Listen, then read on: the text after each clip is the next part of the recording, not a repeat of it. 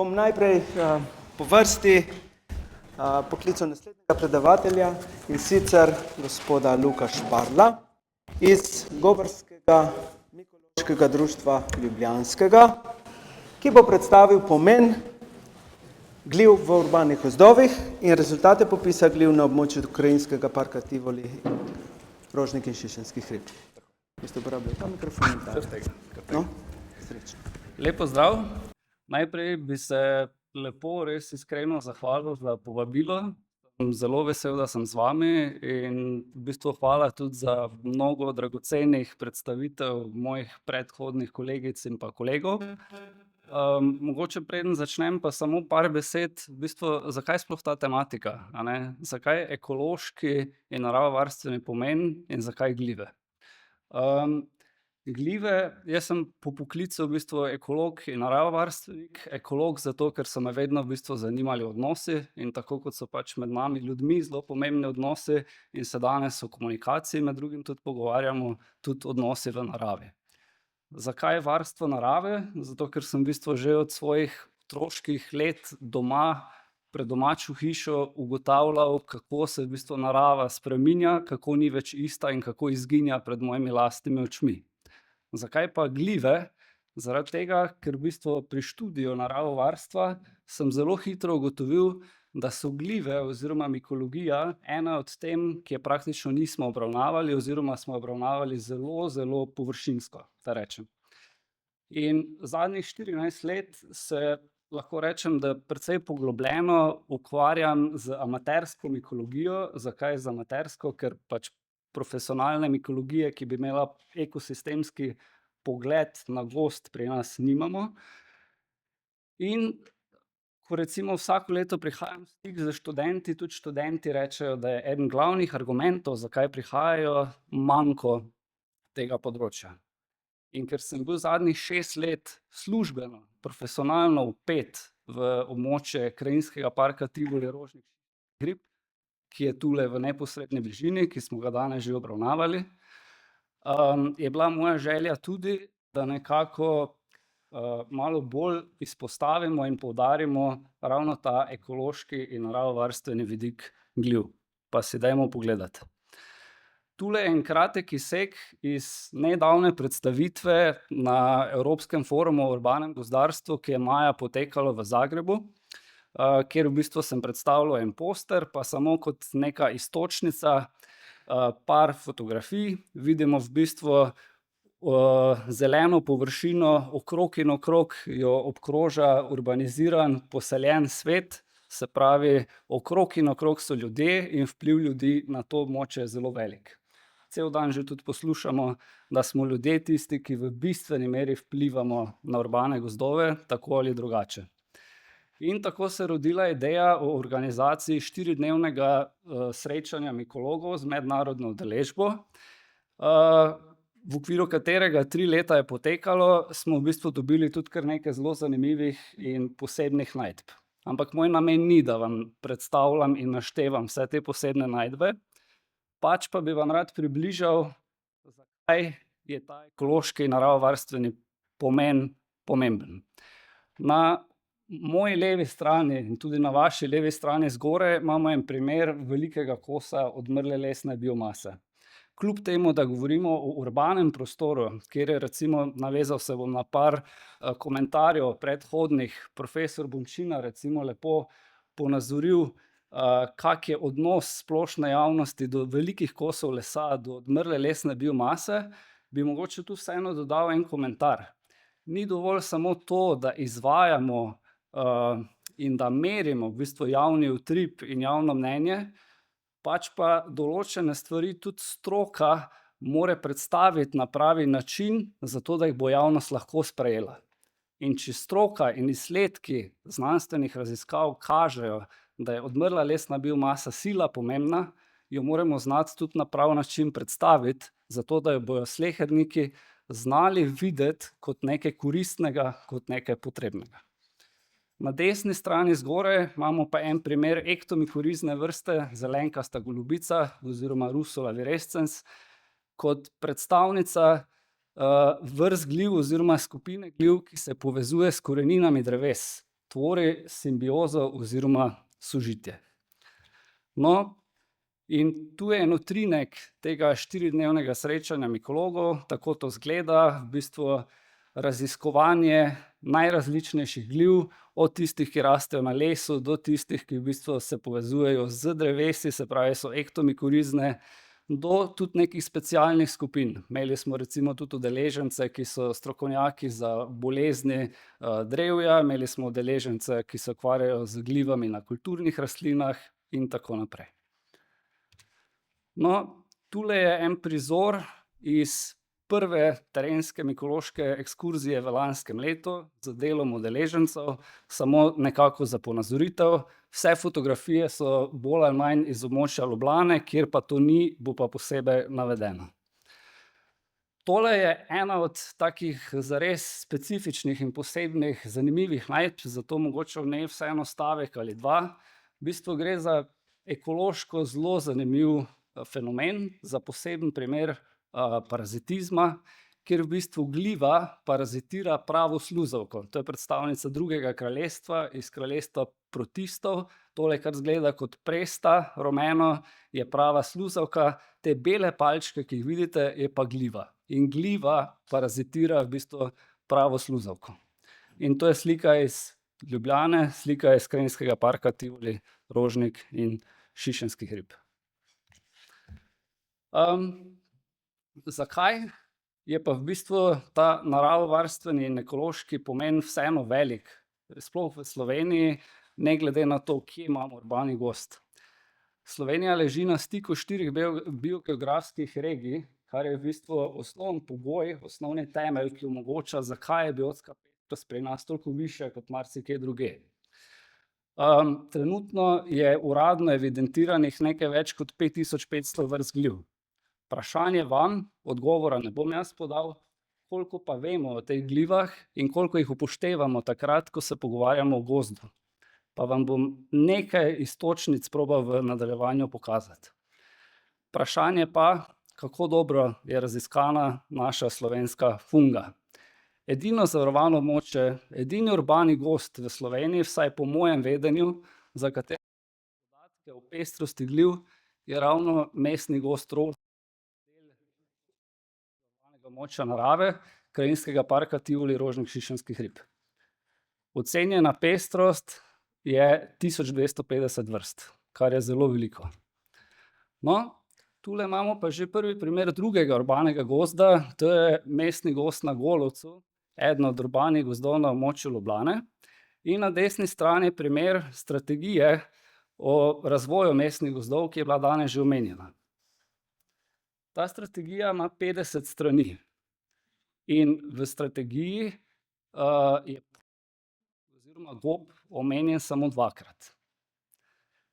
In kar nekaj smo danes govorili v bistvu o tem že na začetku, je dekanja profesor Pintarjeva zelo lepo nakazala, kako pomembno je, da stvari ne tečejo enosmerno, ampak da iz različnih kotov pogledamo. In recimo v času nastajanja te strategije smo predstavniki drugih strok, da rečem izven gozdarstva, tudi delovali že v tem prostoru. In ta strategija ni bila predmet nekega širšega vključevanja mnogih strokovnjakov in interdisciplinarnega pristopa. Da pa to ni osamljen primer, da ne boste mislili, da je to kakorkoli zdaj kritika na osebo ali pa kakorkoli, zgolj dejstvo želim navajati, pa kažem tudi primer zakonodaje. Zakon o gozdovih v definicijah, kjer v bistvu navaja osnovne pojme in jih definira, in pa pravilnik o varstvu gozdov, ki govori o varstvu biotskega ravnovesja, glive praktično nikjer niso omenjene. In da še bolj ponazorim, po več kot 60 letih, kar so glive svoje kraljestvo, v zakonu o ohranjanju narave glive še vedno obravnavamo kot rastline. Mislim, da je to verjetno dovolj povedno, brez da karkoli drugega razlagam. Tu pa utrinek na en zelo pomemben življenjski prostor v urbanem gozdu, to je Mokrišče. Mokrišče sredi Ljubljane, Mokrišče sredi naše prestolnice. in vidite nekaj kar precej posebnih vrst gljiv. Lahko bi vam vsaki 20 minut razlagal, pa nima smisla. Ampak lahko vam pa povem to, da so vse te 4 vrste pokazateljice čiste, neonesnažene vode in razmeroma čistega okolja. Vsak večji vnos nekih kemijskih onesnaževal povzroči, da jih več let ne bo na tistem področju. Torej so na nek način to izraziti bioindikatorji, ki nam nekaj lahko pomagajo pri upravljanju gozdnih območij na tem prostoru. To je primer iz Mestnega gozda Celje, ki ga je zelo lepo in zelo dobro danes predstavil že Robert. Primer recimo odmrle lesne biomase, fotografije so z letošnjega leta, spet en element recimo zelo pomemben v urbanem gozdu, za katerega sem pa nakazal, da je treba v bistvu javnost še senzibilizirati, da bo na prav način ta element tudi videla. Spet element odmrle lesne biomase v Ljubljani, to je Koseški boršt, to je območje, ki je predlagano kot za vzpostavitev nove ekocelice. Namreč po obstoječem gozdno-gospodarskem načrtu, ki se zdaj izteka, bi naj bilo na tem področju minimalno 3% ekocelic, če odštejemo površino gozdnih, naravnih rezervatov. In ta vrednost še ni dosežena, pa mislim, da je to ena lepa priložnost za en napredek v tej smeri. To je primer enega od urbanih gozdov pri naših sosedih v Avstriji, Mestni gozd v Celovcu, in prikazujem vam promocijsko gradivo, njihovo brošuro, ki je javno dostopna, vsak jo lahko z 2 klikoma lahko pridete do nje. Nastala je v okviru projekta, Interregovega projekta Alptris, in sami vidite, da spet prikazuje v bistvu živali, dvoživke in pa odmrlo lesno biomaso. Torej njen pomen vsekakor velik.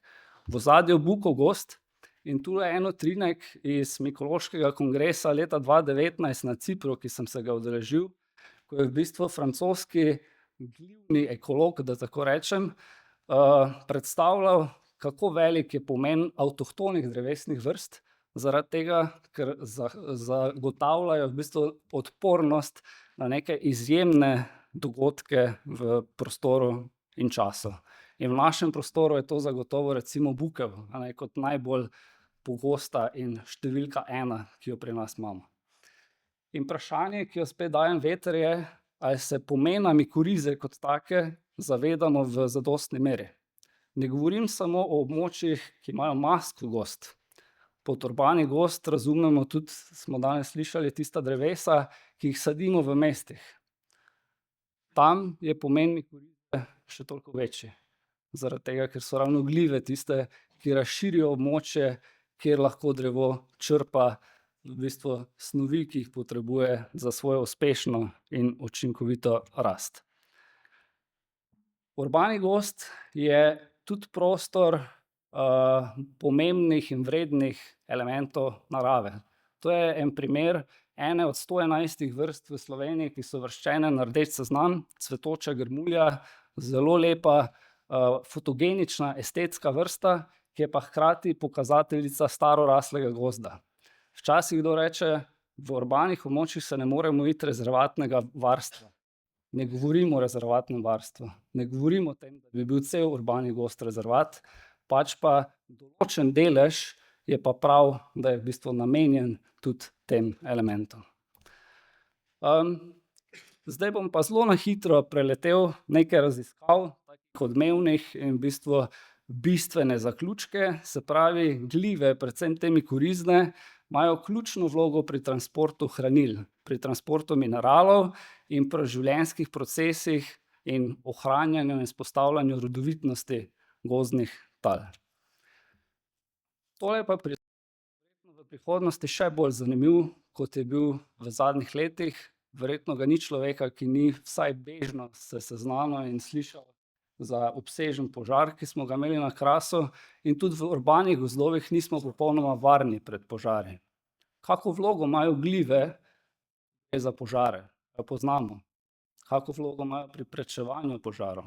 Kako vlogo imajo pri tem, da po požaru čim hitreje se vrnemo nazaj v neko normalno stanje in da si gost, če tako rečemo, opomore. Tole na fotografiji je samo ena od vrst gliv, ki so specialno ekološki specialist, ki je vezan na požarišče, nikjer drugje ne raste. In fotografiran je bil ravno v Ljubljani, v tem krajinskem parku, na mesto, kjer je bil požar. Tole je še en prizor v bistvu iz enega od urbanih gozdov v Ljubljani, tole je Mali Rožnik. Tule je pa prizor iz mestnega gozda Panovec oziroma urbanega gozda, kakorkoli pač želite, pri Novi Gorici.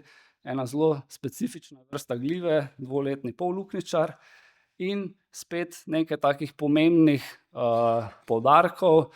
Prvi je ta, da starejši sestoji dreves praviloma zagotavljajo obstoj večjim ektomikoriznim vrstam gliv. Zelo pomembno je, kako je odmrla organska biomasa razporejena. Ne samo koliko jo je, ampak tudi kako je razporejena. In še en mogoče kot zanimivost, problematičen je lahko tudi vnos tujerodnih vrst. Včasih smo zelo pogumni in prehitri, mogoče, ko gre za vnos tujerodnih vrst. Tale gliva na fotografiji jo gotovo vsi poznate, zelena mušnica, primer iz Avstralije, kjer so sadili evropske vrste dreves in dobili najbolj strupeno vrsto gliv na svetu. No, tule še en primer, da imamo lahko v bistvu taka območja, kot so gozdni rezervati, tudi v urbanih gozdovih. To je primer v Novi Gorici na Panovcu. Zdaj, ker se nam mudi, bom zelo hitro v bistvu s tem zaključnim delom. Leta 2022 je bila narejena prva obširna raziskava v nemškem mestu Jena. Celotno predavanje si lahko pogledate tudi na YouTubu, če vpišete noter v urbanih gozdovih, zato da ne bom zdaj predolg, bom samo strnil v en stavek. Namreč zelo malo vrst gliv je takih, ki bi se povezovale z 20, 30, 40 drevesnimi vrstami. Večina se jih z eno, dvema ali pa tremi. Zakaj to govorim? Kaj se zgodi, ko odstranimo eno ali pa dve drevesni vrsti iz nekega sestoja? Lahko v bistvu izgubimo eno celo serijo, eno celo združbo gliv in celo populacijo. In zato, da vemo, kaj se dogaja, je treba ta proces tudi poznati. Spremembe, ki se odrazijo v gozdu, recimo v krošnjah, se pri glivah vidijo lahko tudi leta ali pa desetletja prej, preden jih mi opazimo na terenu. Tule še mogoče ena misel. Veliko imamo smreke na njenih drugotnih rastiščih in velikokrat rečemo, da mora smreka ven, da si želimo, da pride do premene, da pride v bistvu do avtohtonih vrst, ki nekako sodijo, bi po naravni poti tukaj rastle. Vseeno pa opozarjam, da je veliko vrst gliv vezanih na smreko, zato naj ta postopek oziroma proces poteka postopno in tako, da ga spremljamo. Armilarijo je že profesor Jurčeva omenila, tako da jaz bi jih omenil samo kot bioindikatorje, sem tik pred koncem. Tule pa samo, kaj pa vzdrževanje urbanih gozdov? Veliko dreves nam propade tudi zaradi vzdrževanja. Košnja, vožnja z tovornimi vozili, pride do mehanskih poškodb, pride do nekih drugih udarcev. A se v bistvu kdaj vprašamo, a bi lahko delovanje gliv, ki povzroči, da je treba potem neko drevo, da rečem, zapisati po seku, a bi lahko to preprečili z drugačnim ravnanjem? Verjetno arboristi velikokrat prihajajo do teh primerov, ko se glive pojavljajo. Kaj pa je povzročilo to, da so prišle, pa ne vemo. In to je moj predzadnji slajd, še samo da se navežem na zgodbo kolegice Simoneti, ki je predstavljala Rožnik. Če naredimo velike neke površine, odprte, se lahko poruši ekološko ravnovesje. In vsakič, ko se poruši ekološko ravnovesje, se nekje sprazni neka ekološka niša. Nek drug organizem bo to ekološko nišo zasedel, tako ali drugače. Tole je primer dveh fotografij navadne pavlovnije ravno z območja Sečnja. Zgoraj na desni, pa brez besed, vam pokažem, kako izgleda pa prizor iz zraka. Govorili smo veliko o komunikaciji, glede strokovne pravilnosti pa mislim, da si lahko vsak ustvari mnenje sam. In kot je bilo že omenjeno, umetnost je zelo pomemben vidik, ko govorimo o upravljanju gozdov. Umetnost komunikacije, umetnost upravljanja, in zato bi jaz z umetniškim delom Vincenta van Gogha tudi nekako zaključil s to lepo veduto gozda in se vam še enkrat lepo zahvaljujem.